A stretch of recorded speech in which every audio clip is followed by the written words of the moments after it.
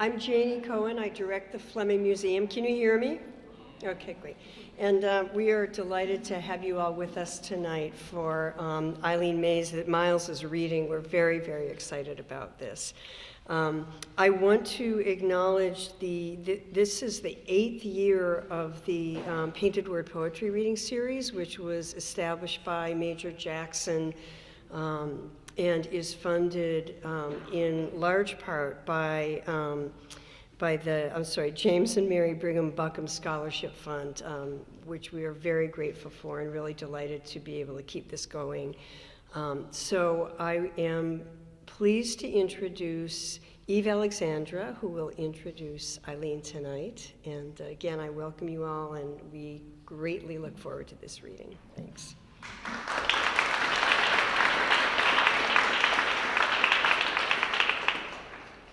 Hi, thanks to everyone for coming out in this rainy weather. Sorry we're not having better weather to welcome Eileen. So I was thinking about this, and it's such a privilege to be introducing Eileen and to host Painted Word.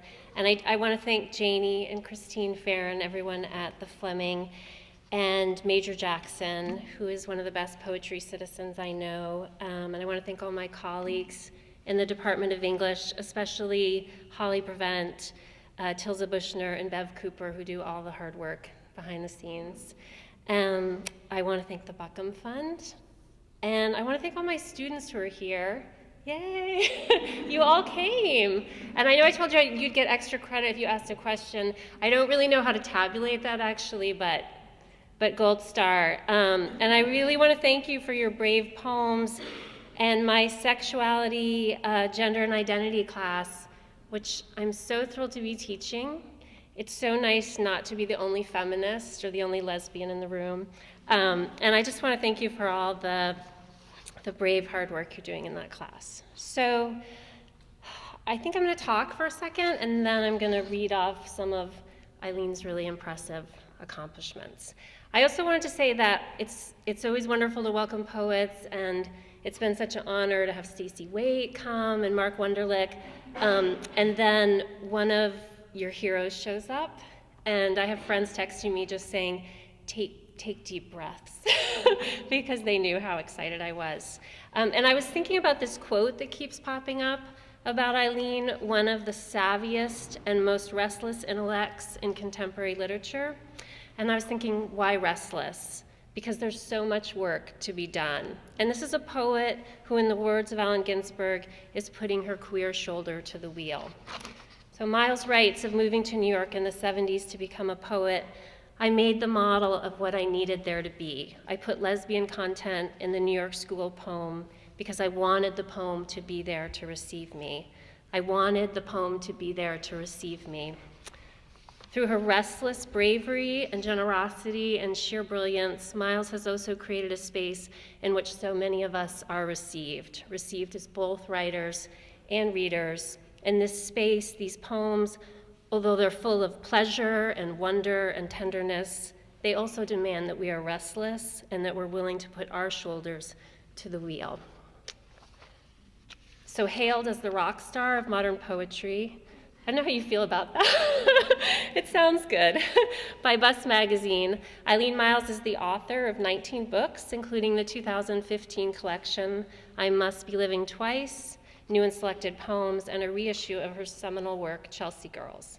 Among her many honors, Myles has received a Guggenheim Fellowship in Nonfiction, an Andy Warhol Creative Capital Arts Writers Grant, a Lambda Book Award, the Shelley Prize from the Poetry Society of America, an award from the Foundation for Contemporary Arts, and was named to the Slate Whiting Second Novel List. In October of this year, Myles was awarded the Clark Prize for Excellence in Arts Writing, and she lives in New York and Marfa, Texas, and she has been all over this country sharing her work with everyone, and we are really privileged to have her here.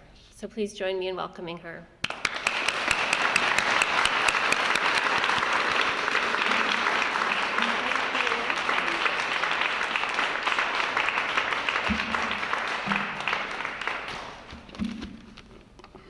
Which is the real one. I guess it feels real. Yeah, thank you, Eve. That was great.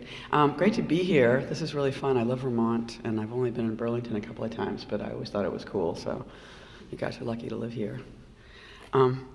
So I'm sort of sad that I heard that they tried to get, there's no copies of Chelsea Girls here for you. If you guys, I'm going to read some from it, and you'll be like, oh my God, that book, I have to have it. It's not here. But I'm going to read a little piece from it, just because I've had these two books come out at once, and it's fun to read fiction and poetry together.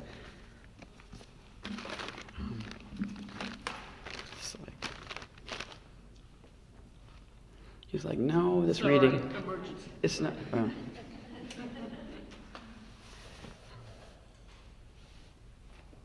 But he looked like a nice man. I'm sure it was good.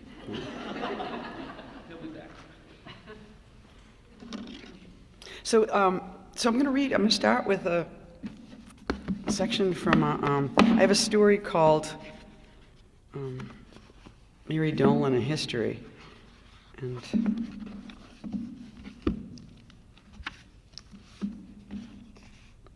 and it's so this book is is a novel, but there's this one chapter that's about basically this somebody who's my best friend from 5th grade until the end of college, and so it's just it's a story about a female friendship, and I'm just going to read the second half of it. But it's so weird because this book got reviewed, or my books got reviewed in the Boston Globe, and suddenly my high school, I went to Arlington Catholic High School, and suddenly all my high school people came out of the woodwork. It was people always said I hate Facebook because everybody from high school shows up and starts, right? And I was like, nobody I went to high school has ever come to me on Facebook, but the Boston Globe totally nailed it. So I've been dying to get in touch with this friend. I haven't talked to her since 1975, and I'm doing this reading in Boston 2 nights ago, and this guy walks up, and it was like her little brother, who's this huge man who's retired now. It was so weird. He's like, I'm Donnie Collins. So I got her phone number, so I'm very excited. So I don't know if you'll enjoy the second half of the story, but I'm deep into it. So just know that these two girls are, growing up together, and they both have alcoholic dads and single moms.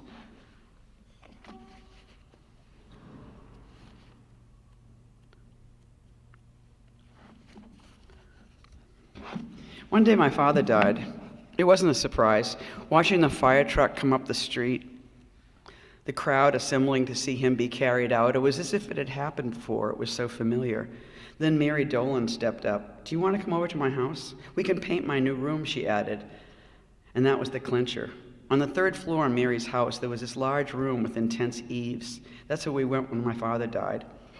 Okay, dear? Mrs. Dolan yelled from the kitchen as we headed upstairs. Everyone's concern seemed strange, indirect, or misplaced somehow. It was like I wasn't there but was watching them. Mary's offer to paint made a lot of sense. I don't know where she got the paint, but there were several buckets of it. I kind of like the color, don't you? Mary asked. It was an ugly color, and we both knew it. Sort of a grayish turquoise. Not even like the bottom of an old swimming pool, more like an institution that was trying to be a little bit different. More like a waiting room. It was thin, watery paint. The walls were impossible. It dripped down. No matter where you tried to cover, the past reemerged, some old pinkish wallpaper we hadn't bothered to scrape. My mother always scrapes first, I pointed it out. My mother says we don't have to. Okay. The greenish paint stained the wallpaper. It did that, but little more. At one point, I started to cry. It was just too impossible to put this paint on the wall. It was at a slant, and even the straight part down at the bottom that had no wallpaper on it, even that was no good. It just looked terrible. Why are you crying, Eileen? Mary asked. This paint is making me sick, I screamed, slapping the wall hard with the brush. A big patch of paint gobbed on somehow and really looked kind of good. "How did you do that?" Mary asked. She yowled and slapped her brush hard against the wall. I laughed at her and did mine again. "Ah!" I shrieked and smashed the wall. We started splashing each other with paint. It was getting on the floor. "Are you girls okay?" Mrs. Dolan yelled from downstairs. We looked at each other. We opened our mouths wide in silent horror. Mary took her brush and painted the front of my shirt. I painted her legs. She had shorts on. Someplace in there, we kissed each other, and I don't think it ever happened again.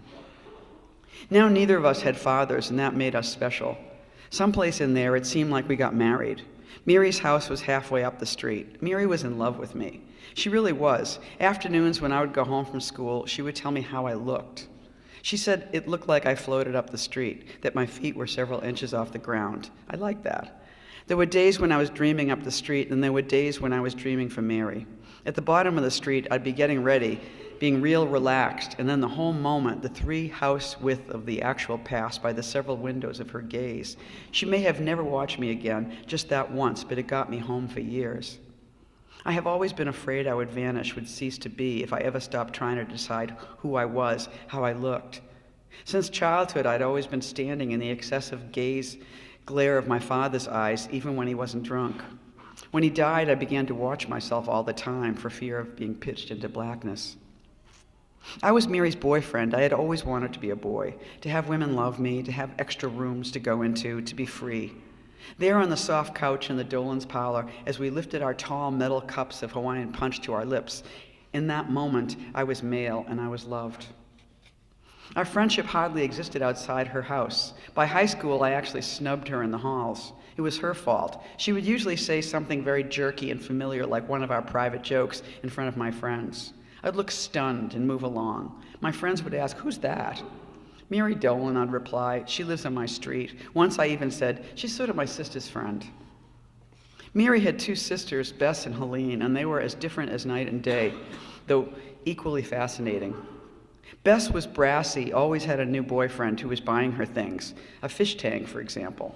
She drank, would gain weight easily, and go on diets. Mary showed me many pictures of Bess at different weights. She had a great singing voice, yet decided against a career in it. She had loud, dramatic fights with Mrs. Dolan, would yell, "Hi, girls, having fun?" as she whizzed into the house to get dressed and go out. Mary and I decided that I was more like Bess, and she was more like Helene, the quiet, beautiful one. It really wasn't true, but it seemed like if I got to be Bess, she had to get to be like someone, so I just shut up. Bess owned a lot of comedy albums, and dirty ones too. Rusty Warren's Songs for Sinners. Our favorite song was called "Knockers Up." And Rusty Warren would inveigle the women in her audience, "Ladies, please, will you get up and stand there? Be proud, put those knockers up."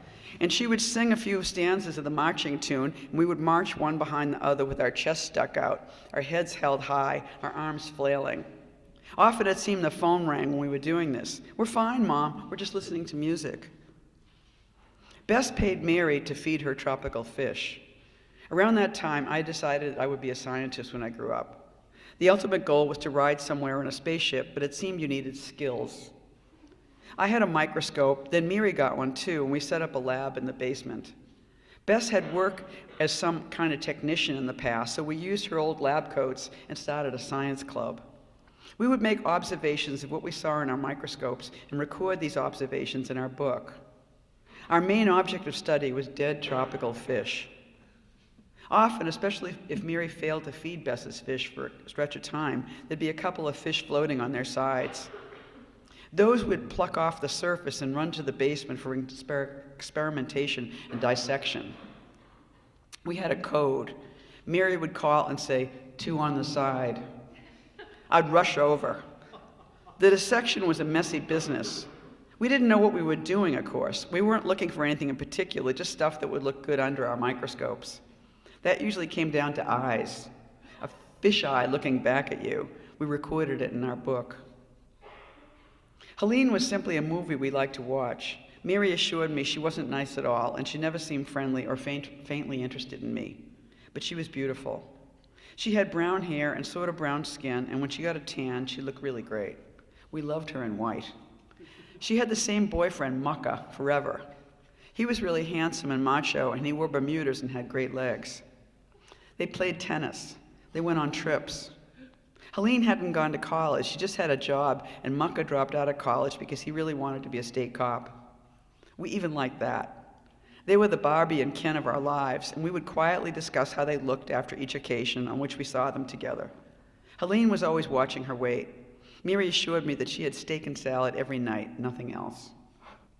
At pajama parties, Miri was my partner. I didn't have to get involved in the competitive crush for Franny Fatante. I didn't have to take one of the delays. I had Mary, and we would dance slow, assuring her that I was Mark Casey, her great love, and she was Stephen Goff, who was cute that year.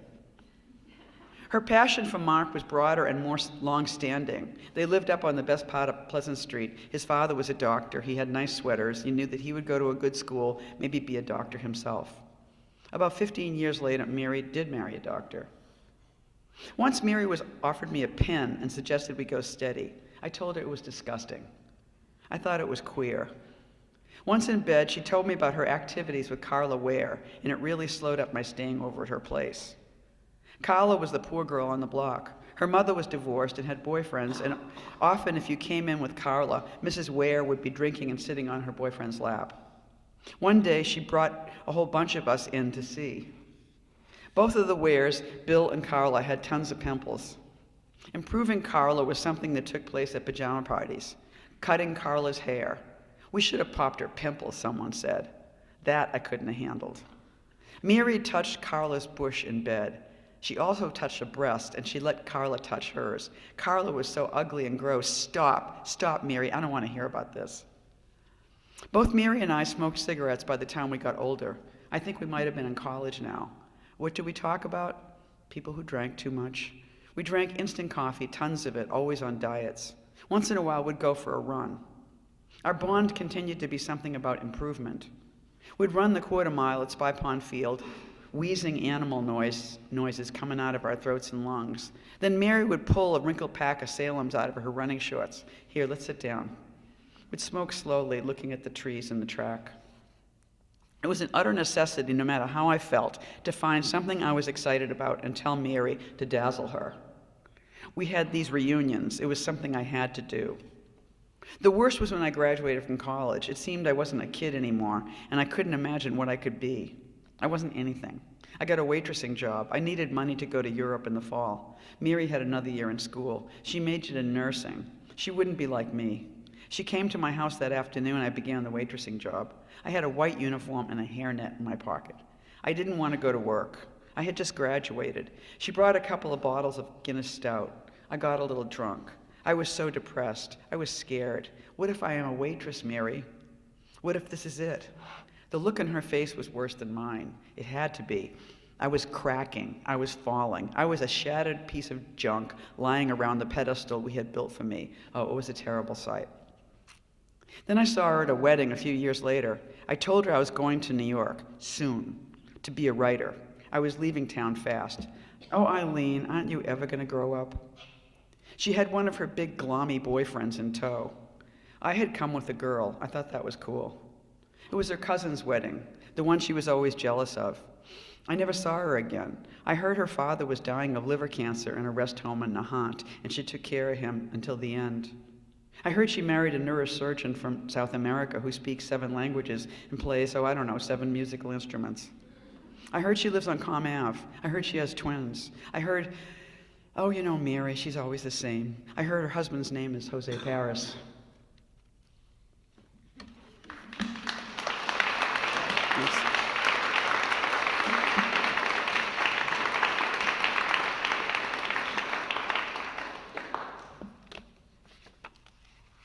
So I'm sort of wondering if her brother's going to freak out when he reads this. And then be like, cut off again. So I'm going to read, this is it's a new and selected poems, this book. So I'm going to read the new ones first and then hop around a little bit. So this first one's called What Tree Am I Waiting?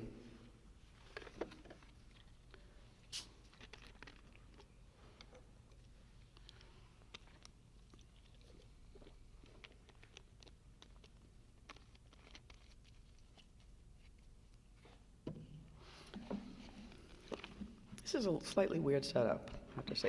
It's the light is coming from under here, and you're kind of goosing into these 2 microphones. I can handle it. What tree am I waiting? That whole part of the world where I won't go anymore, that whole separation that I won't feel, high in this house, in this hemisphere, in this artificial light that is artificial, in the earliest morning, dark, in pages and pens, in an unfamiliar bed, in the foot curl, furniture, each rumble when morning comes, and it's still morning, and it's still night.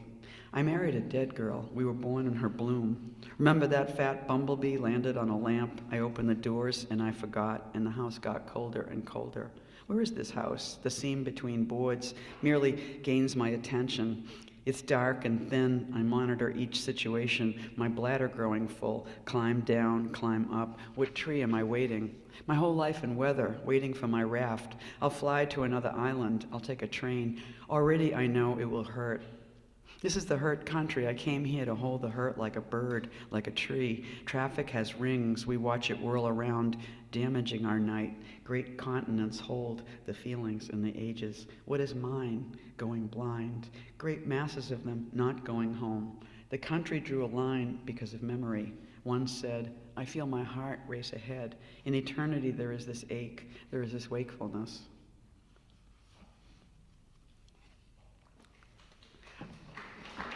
I'm sorry. It was almost like I forced you to applaud. I didn't mean to do that.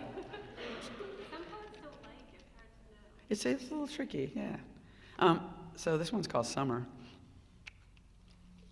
I rode here from Western Mass with two MFA poets at UMass, and somehow we just got into this thing where one of the things that happens at poetry readings is you read a poem and then you hear this this kind of weird breathing sound. So I'm not telling you to do that either. It's just that morning in the light, that television show got born. I remember it in California, every morning a show and her wife in bed. Do I like her being there? But I have this now, my pride and my telephone and all my information.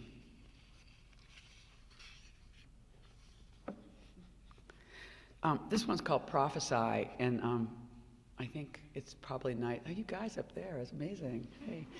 I live on East 3rd Street in the East Village in Manhattan, and about a year ago, a new taco joint opened up called El Diablito.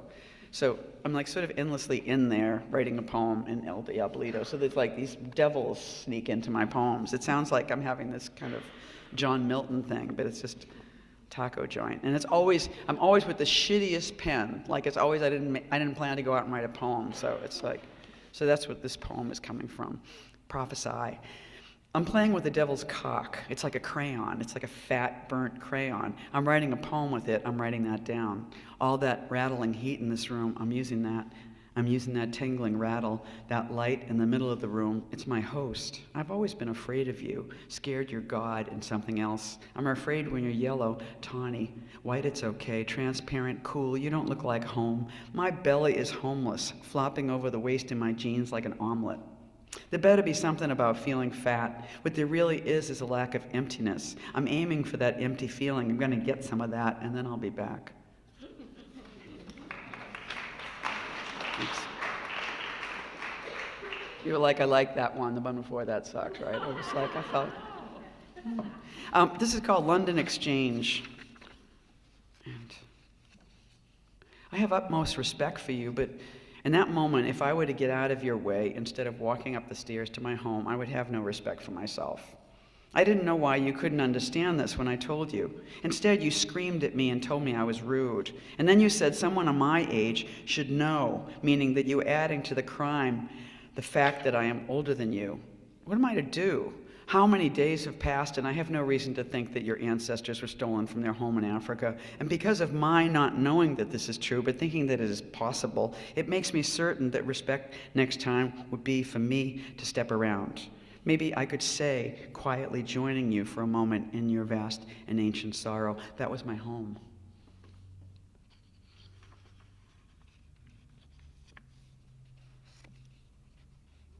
I was in London and I had a fight in the street with this woman.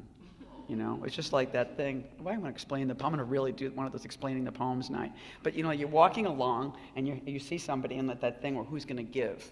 And it's really weird when it's your doorway and they're going to make you go around because that's you're having this So that's what that was. And so I did cut her off. And then suddenly I was being screamed at, and I thought, is this about race? I was like, what's not about race? Everything's about race.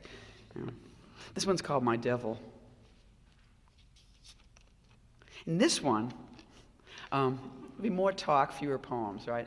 And this one, so again, I live on East 3rd Street, and there's always this blonde woman who's sort of my age outside smoking a cigarette. I see her all the time. And you see people for like 10 years in your neighborhood, and usually after about a year, they crack, and you give them a head nod, and they give you. This woman won't ever give me a head nod. She's just like smoking, And so it's so weird. She keeps turning up in my poems now, and now I think, well, you'll never know, who you're not saying hello to,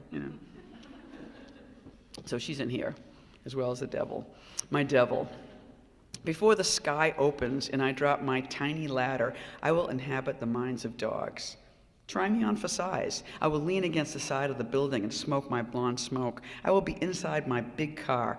Something happens. That's what I say. There's always a recipe. I will recite my blonde list. I am the negation of you. Spells on.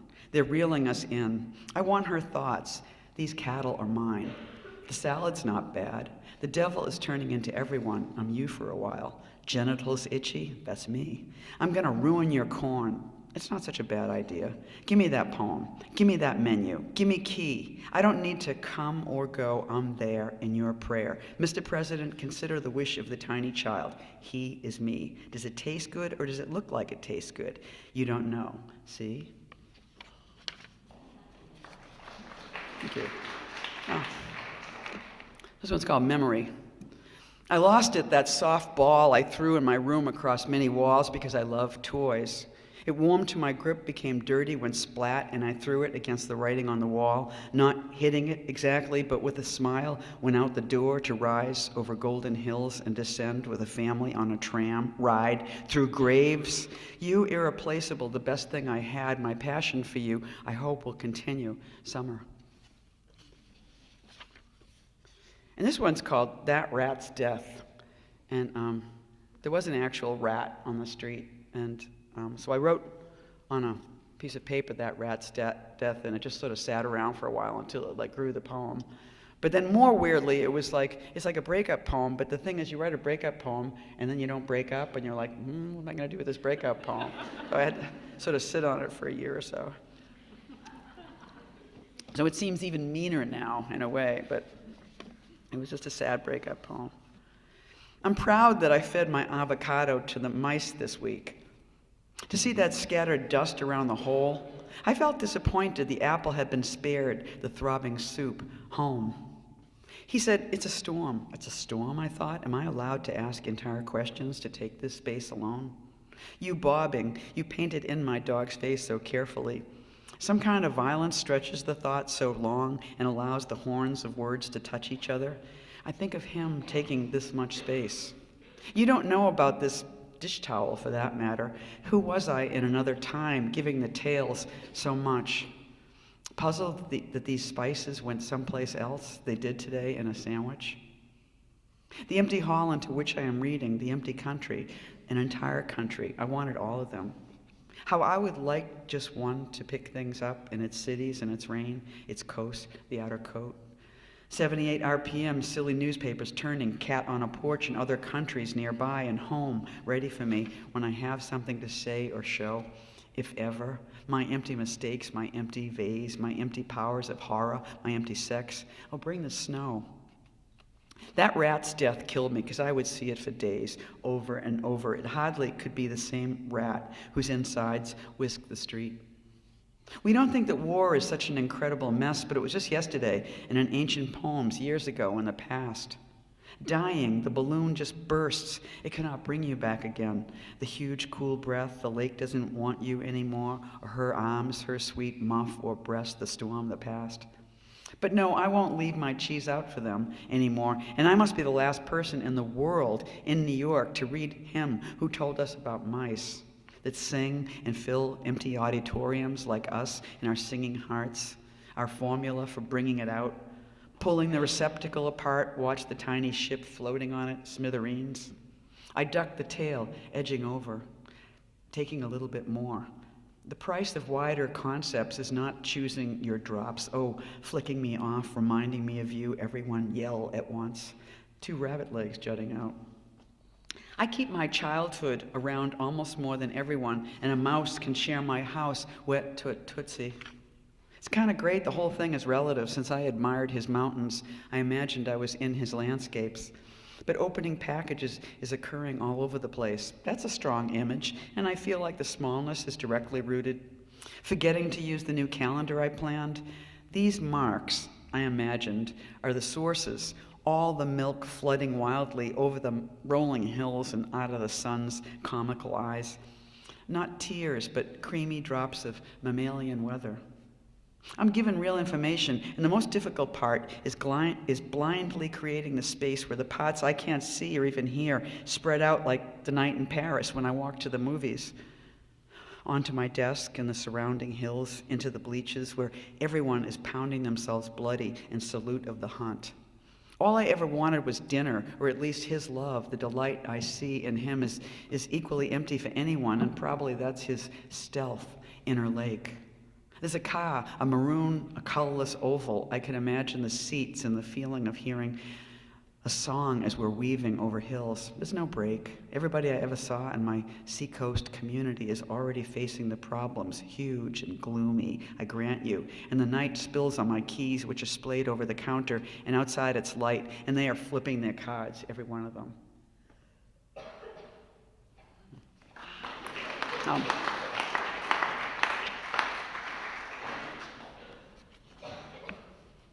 It's like a real total coughing night. I was coughing my ass off in my chair before this even began. It's like, is it the damp? It's the damp. Yeah. There was Kafka all over that. I don't think you guys are Kafka fans. I went to college in the 60s, and people were always carrying around these like red and black, The Trial, and it was just like, I don't want to read The Trial, I don't want to read Kafka, But I wrote a book about a dog recently, and when people heard that I was writing an animal book, they were like, have you ever read Kafka's Josephine, the Mouse Singer? And there's he's got a short story about a mouse opera singer, in a whole mouse world, and it's a great short story. You should really read it. But I read that, and I was like, he's great. And then I'm like this crazy person who's like walking around in her 60s saying, have you read Kafka? It's like. And so this is a very old poem now. It's called The Irony of the Leash, speaking of dogs.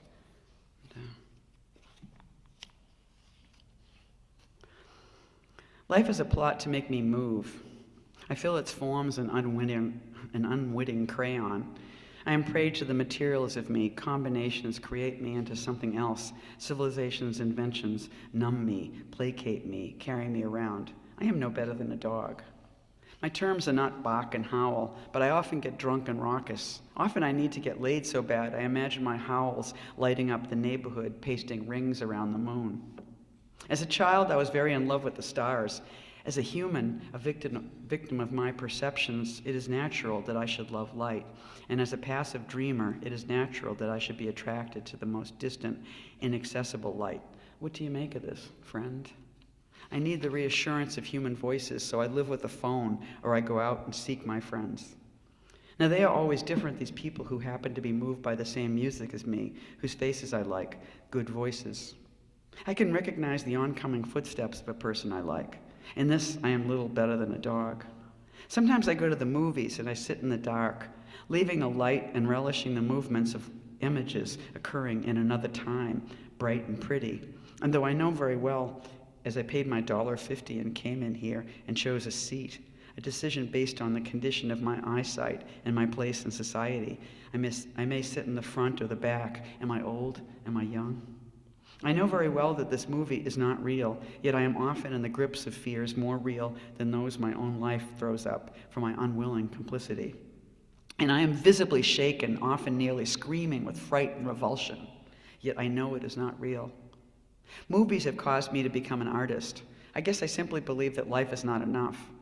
I spin dreams of the quotidian out of words I could not help but choose. They reflect my educational background, the economic situation of my parents, and the countries their parents came from.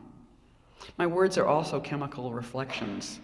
Metabolically, I am either fast or slow, like short words or long ones. Sometimes I like words which clack hard against each other like a line of wooden trains. Sometimes I wish my words would meld to a single glowing plastic tube, slightly defying time. I write quite a bit. I no longer believe in religion, but I find writing an admirable substitute. I don't particularly believe in art, but I know that unless there is something I do which is at least as artificial and snide and self-perpetuating, well, then I would have to find someone else who had that sort of handle on things and hold on to him for dear life. I would be less than a dog. I think it's important to have your own grip on things, however that works, and then you should pursue that and spend the rest of the time doing the ordinary, exactly like a dog. Dogs are friendly creatures unless they've been mistreated. They like to eat and run around. They neither drink nor smoke nor take drugs. They are perfect. They mate freely whenever they have the urge. They piss and shit according to their needs. Often they appear to be smiling, but of course they are always happy. Interestingly enough, it is quite popular, particularly in the city in which I live, to own a dog, to walk him on a leash, morning, noon, and night. People with families have dogs, and they add to the general abundant chaos of the household. People who live alone own dogs for protection, regularity, and the general sense of owning a friend. People love their dogs, and undoubtedly their dogs love them, though they are faithless and impersonal. They love their owners because they feed them, stroke them, bring them outside to run around. If a dog gets injured, its owner will take it to a doctor or a clinic, depending on the economic situation of the owner. Dogs do not believe in God or art. Intrinsically, they have a grip on things. I, unfortunately, do not. I sit here with a bottle of beer, a cigarette, and my latest poem, The Irony of the Leash.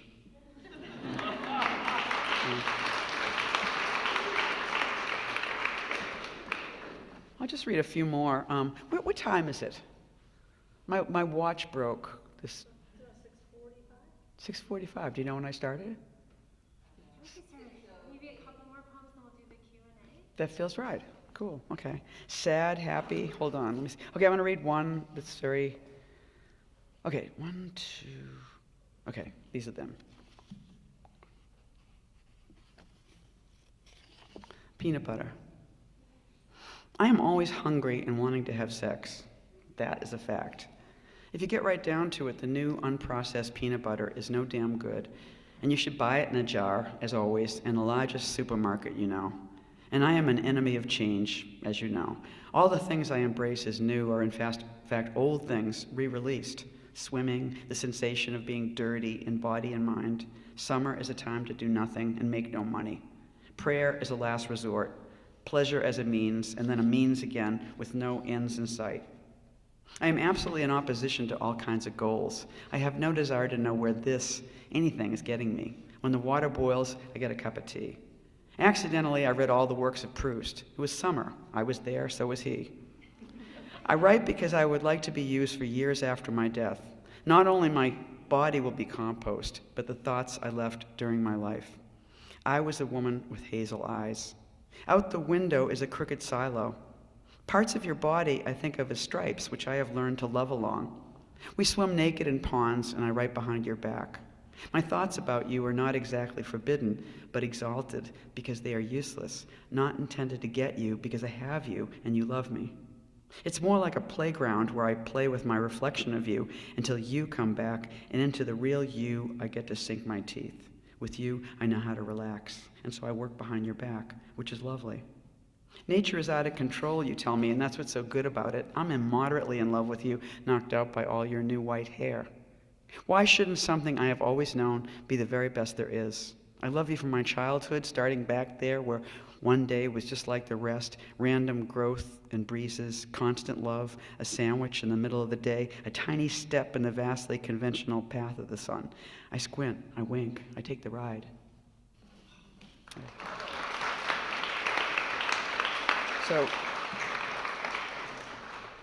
So we get 1.5 more poems to go. And one, I just want to say symbolically, what is it? 50. A dancer asked me if I would write a score for her and I was like, score, And then I realized that it was basically that poems could operate the same way music does with dance. And so we did this thing where she would do a little bit of dance, and I would write some poetry to it, and then I would give her some text, and she would make some dance, and we kept doing this. And part of the problem, of course, was I had a crush on her, and she had a girlfriend, and I liked her girlfriend, so I was just kind of like having that moony thing, So I wrote, and also in poetry history, there's a famous poem called Free Union, and it's by Andre Breton. And it does this kind of incantatory thing, my wife, my wife, my wife, my wife. And it's this guy in the history of poetry saying that woman is this magical thing that's always changing. And it was like, ugh, So I kind of wanted to use that and make it into something else. And then also at this point in our collaboration, I realized that she was going to be saying the words that I was writing while she danced. And so I thought how great to have her say this. So this is I always put my pussy in the middle of trees, like a waterfall, like a doorway to God, like a flock of birds. I always put my lover's cunt on the crest of a wave like a flag that I can pledge my allegiance to. This is my country, here, when we're alone in public. My lover's pussy is a badge, is a nightstick, is a helmet, is a deer's face, is a handful of flowers, is a waterfall, is a river of blood, is a Bible, is a hurricane, is a soothsayer. My lover's pussy is a battle cry, is a prayer, is lunch, is wealthy, is happy, is on TV, has a sense of humor, has a career, has a cup of coffee, goes to work, meditates, is always alone, knows my face, knows my tongue, knows my hands, is an alarmist, has lousy manners, knows her mind. I always put my pussy in the middle of trees like a waterfall, a piece of jewelry that I wear on my chest like a badge in America, so my lover and I can be safe. Okay. And now, one.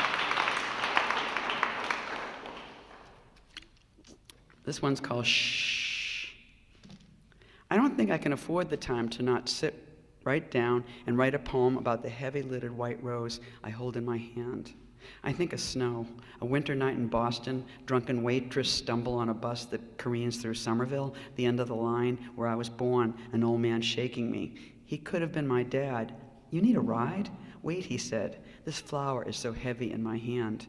He drove me home in his old blue Dodge, a thermos next to me, cigarette packs on the dash, so quiet, like Boston is quiet, Boston in the snow. It's New York, plates are clattering on St. Mark's Place. Should I call you? Can I go home now and work with this undelivered message in my fingertips? It's summer. I love you. I'm surrounded by snow. Thank you. Oh.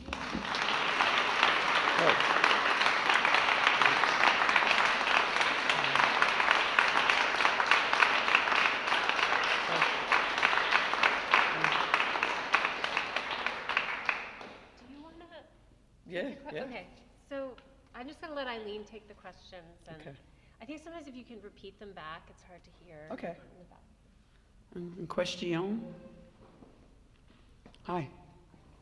I was wondering if there was any correlation between your title, Chelsea Girls, and the Andy Warhol film, or the Hotel and Yeah. I mean, it's sort of like the title was sort of laying around, like literally, in that way that you can just appropriate something that's already in the culture. And so it's like, because the story, it's like the last story in the book is literally about this sort of adventure, this twofold adventure. One is sort of like a sexual adventure, and the other is about being a young poet who worked for an older poet who lived in the Chelsea Hotel. And so there's two different rooms in the hotel, and the story happens between these two rooms. But of course, when I was trying to figure out what's the title of this book, I think somebody suggested it to me. It might have been my then girlfriend's mother. Said, "Why not call it Chelsea Girls?" And I was like, "Whoa," And yes. So yes, you're right. It's absolutely cool. And I knew that Rene Ricard, both the guys. Well, anyway,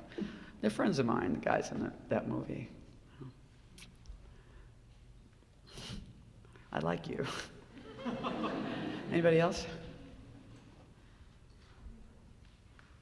Hello. How was that poem received? My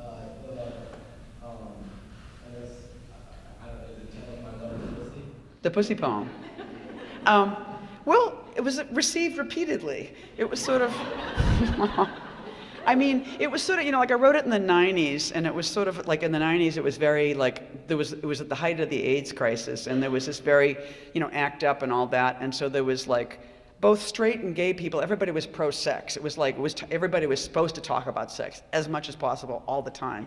And so there was a way in which it was my kind of patriotic, pro-sex, lesbian poem. But it doesn't even, it's sort of like, it doesn't even have to simply be a lesbian poem. Anybody who likes pussy as a word or a concept or...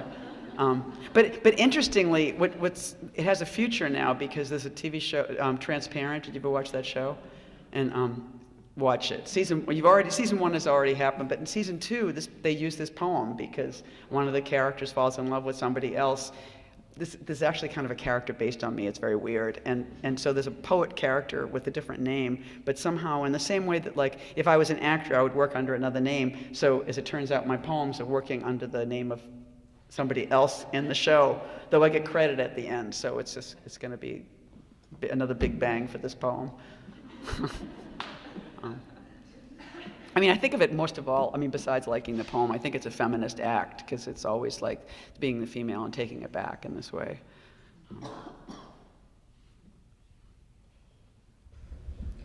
Wah, wah, wah.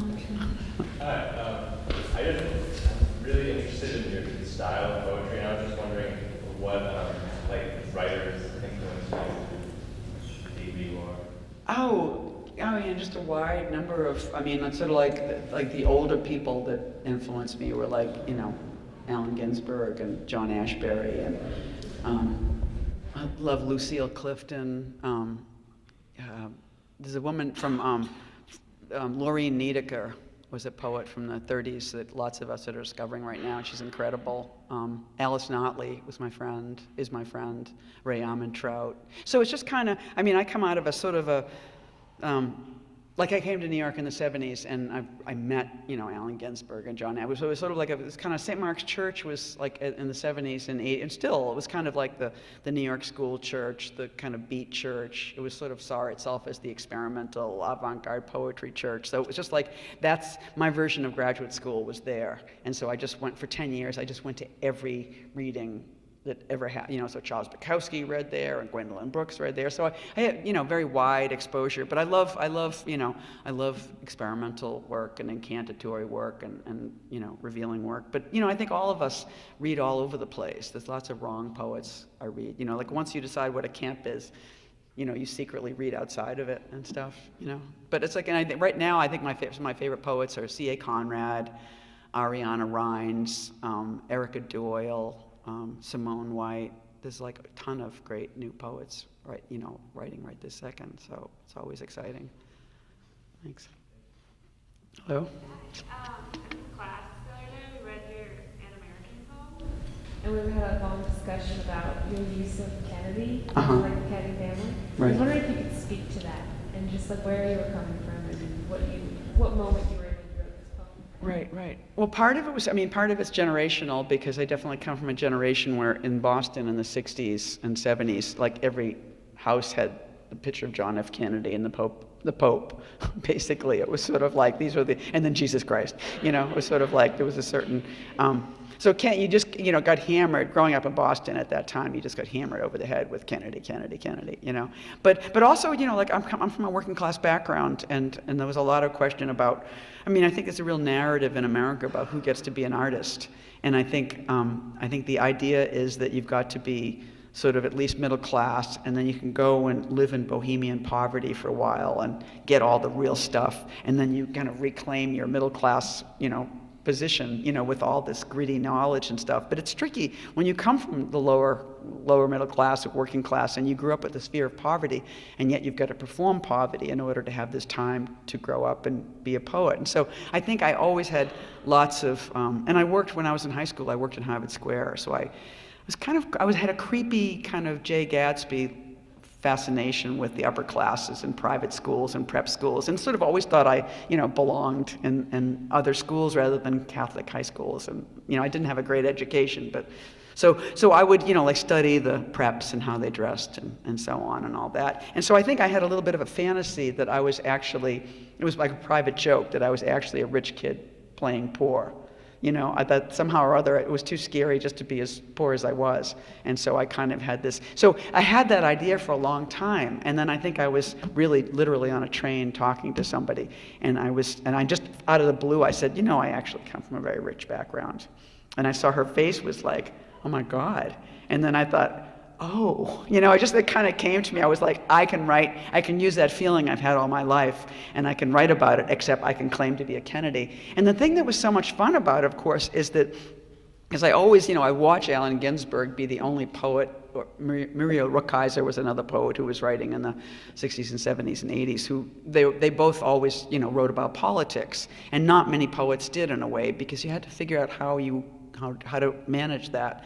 And I couldn't figure out how to manage it, But when I was a Kennedy, I suddenly had the right to talk about, like AIDS and poverty and homelessness. And it was weird that Eileen didn't have that right, but Eileen fake Kennedy did, So it just kind of unleashed a kind of a whole, access to politics, which that's a whole other story, because like a few years later I ran for president, because I thought that was a great feeling, and if I was a presidential candidate, I could be a poet who could speak directly to the issues, and for a whole period of time, just like, instead of being like trying to get attention for myself, I could be a poet representing, like women and people of color, if they wanted me to represent them, and gay people and artists and people making less than $50,000 a year. I just thought it's like, because it's all about representation, supposedly, American politics, So it's just like, so it unleashed something. It's just like how to find politics and find a way to incant politics as a poet, too. Anybody else? Hi. Your work has such the ability to capture that freshness of thought and quick association. I'm curious about the revision process, how much you revise and how you approach that. Yeah. I guess I sort of let time do it a little bit, because certain poems I get kind of right the first time, and there's always a few words you have to move around and stuff.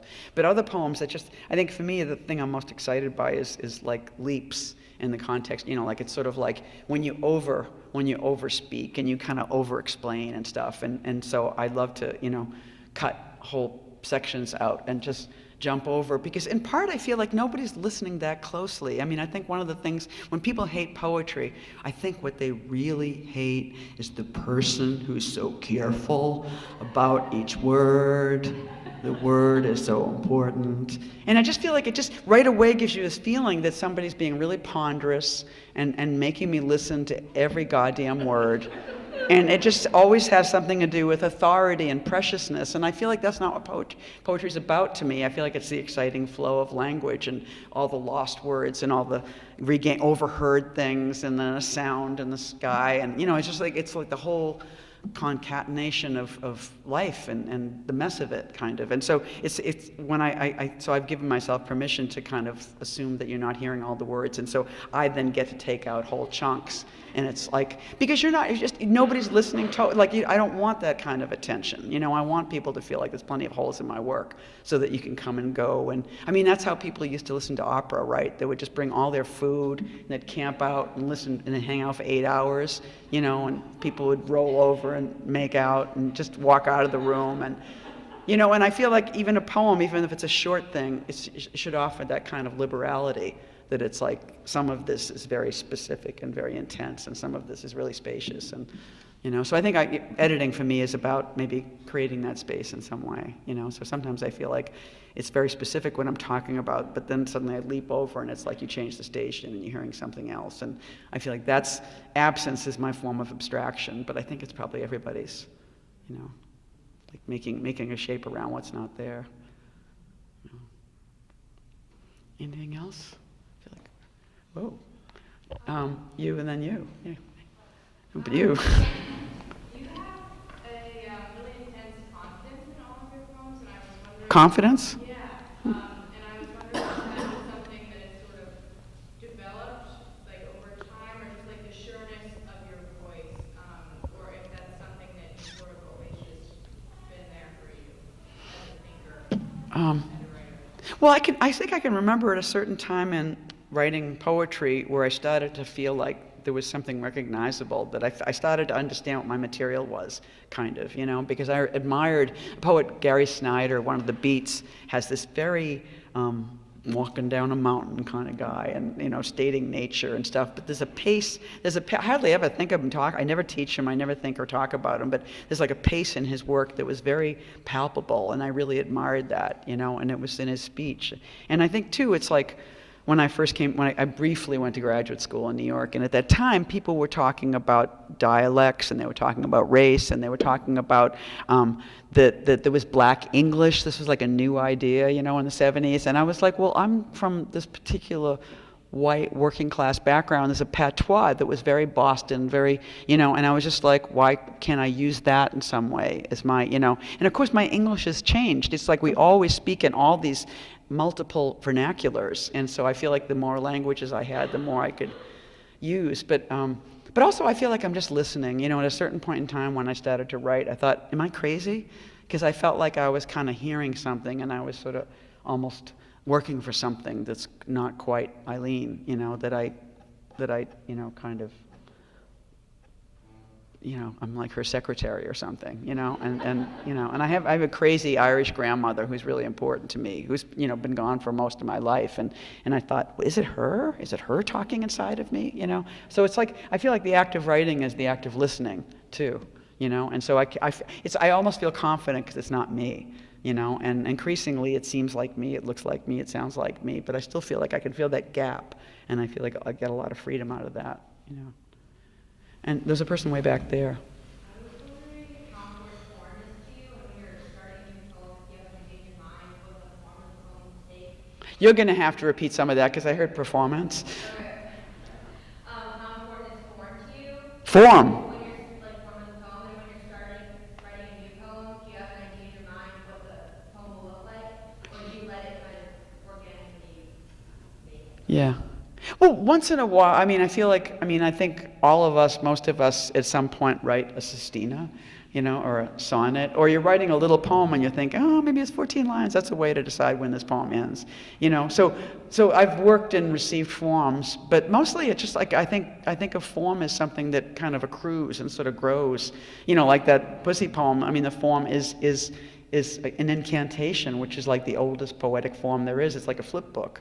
I think movies are just an imitation of chanting, really, And so I feel like form is like inherent in the poem, and it's sort of like you have to kind of listen for it and because when you feel it, then you know what to work with. You let that thing come back, and you let that sound come back. So it's like kind of like working with clay in a way, but it's sound, I think.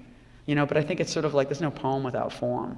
But I think there's so many kinds of, form, there's so many different versions. Yeah.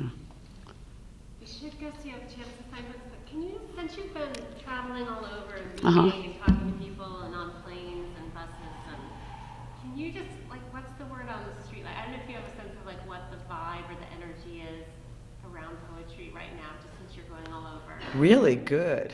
I feel like poetry is like freedom of speech. I feel like it's like weirdly, I think there's a huge amount of excitement, about poetry. And I think more people, I don't know if more people are writing it, but more people are out there about the fact that they're writing it. And I just feel like there's more kind of, it seems like it's a much more of a communal feeling than it was even 10 years ago. And I think that's so, because it's almost like an unoccupied art form.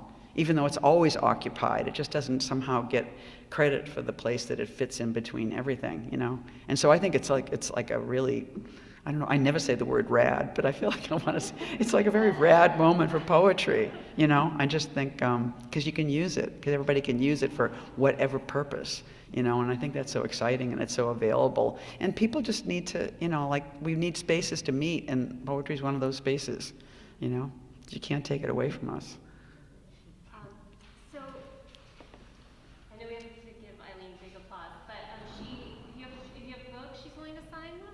And Yeah. also, we're selling books out front. Please buy the book here. It's on Amazon. And thank you so much. Thank you. Okay.